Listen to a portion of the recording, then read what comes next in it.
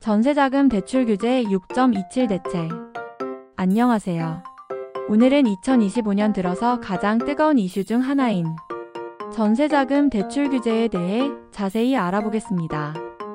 먼저 왜 이런 규제가 나왔는지부터 살펴보죠. 최근 서울 아파트 매매 가격이 올해 2월 초 이후 무려 22주 연속 상승하면서 6년 9개월 만에 최대치를 기록했습니다.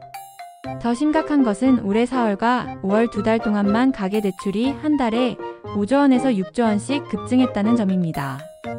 특히 주택담보대출이 월 4조 원에서 5조 원씩 늘어나면서 정부가 이대로는 안 되겠다며 강력한 규제의 칼날을 꺼내든 겁니다. 그래서 정부가 지난 6월 27일에 발표한 것이 바로 이른바 627 대책입니다. 이 대책의 핵심 내용들을 하나씩 살펴보겠습니다. 첫 번째로 전세대출 보증 비율이 강화됐습니다. 기존에는 전세보증금의 90%까지 대출이 가능했는데 이제는 80%로 줄었어요. 쉽게 말해서 전세보증금이 2억 원이라면 기존에는 1억 8천만 원까지 대출받을 수 있었는데 이제는 1억 6천만 원까지만 가능하다는 뜻입니다. 나머지 4천만 원은 본인이 직접 마련해야 하는 거죠. 두 번째는 소위 갭투자를 완전히 차단하는 조치입니다. 소유권 이전 조건부 전세대출이 전면 금지됐어요. 이게 무슨 말이냐 하면 집을 사려고 계약은 했지만 아직 등기 이전이 안 된 상태에서 세입자를 먼저 받아서 그 전세보증금으로 잔금을 치르는 방식이 있었거든요. 이런 방식이 이제는 완전히 막힌 겁니다.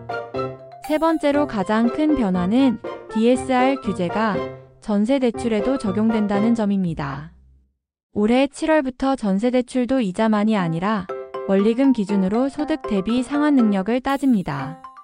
만약 기존에 주택담보대출이나 신용대출이 있다면 전세대출 한도가 크게 줄어들거나 아예 거절될 수도 있어요.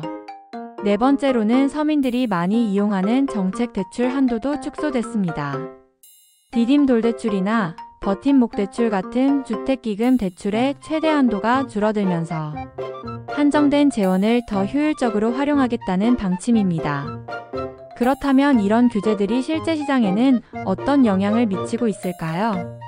먼저 전세 시장에 큰 혼란이 일고 있습니다. 갭투자가 금지되면서 시장에서 전세 매물 자체가 줄어들 수밖에 없는 상황이에요. 기존에 갭투자로 전세를 놓던 집주인들이 더 이상 그런 방식을 쓸 수 없게 되니까 전세 공급이 줄어드는 거죠. 더 큰 문제는 서민과 청년층에게 미치는 타격입니다. 버팀목 대출 한도가 줄어들면서 실제로 전세가 필요한 사람들이 오히려 더 어려워지고 있어요. 기존보다 대출받을 수 있는 금액은 줄고 본인이 준비해야 하는 자기부담금은 늘어났거든요. 특히 소득이 낮은 분들의 경우 아예 대출 승인을 받기가 어려워졌습니다. 다만 완전히 막다른 길인 것은 아닙니다. 정부에서도 진짜 필요한 사람들을 위한 예외 조건을 두고 있어요. 직장이동, 자녀교육, 부모 봉양, 요양이나 치료, 학교폭력 피해 같은 실제 수요가 있는 경우에는 규제 예외가 적용됩니다. 그렇다면 앞으로 어떻게 될까요?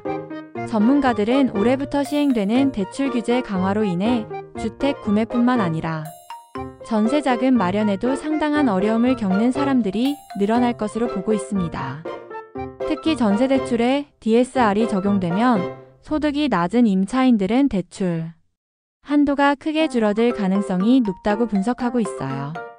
결국 이번 규제의 목적은 갭투자를 통한 부동산 투기를 억제하려는 것이지만 아이러니하게도 실제로 주거가 절실히 필요한 서민들에게도 상당한 영향을 미치고 있는 상황입니다.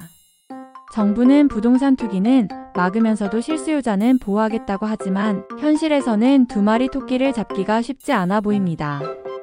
앞으로 정책의 부작용을 최소화하면서도 효과적으로 투기를 억제할 수 있는 더 정교한 방안들이 필요할 것 같습니다.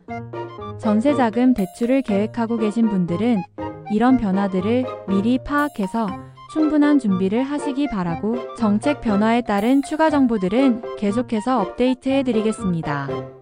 오늘 영상이 도움이 되셨다면 구독과 좋아요 부탁드립니다. 감사합니다.